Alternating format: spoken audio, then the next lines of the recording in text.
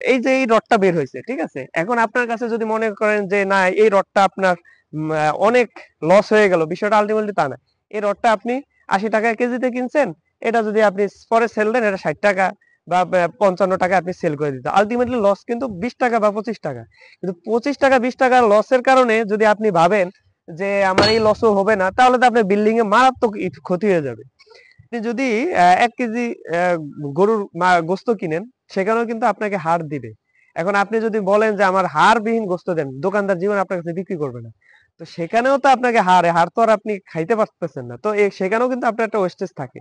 তো এই সব কাজে এখানে আপনার 10 টন 12 টন রডের ভিতরে আপনার 50 কেজি 60 কেজি, তো আপনার ওয়েস্টেজ এটা তো 100% হবে। এটা আপনারা যারা অনেকে এই বিষয়গুলো মানে বেশি বড় অ্যামাউন্ট ভেবে আপনারা কিন্তু এই ল্যাপিং জোনটারে নষ্ট করেন। এই ল্যাপিং জোনটা 100% সঠিক মতো দিতে হবে।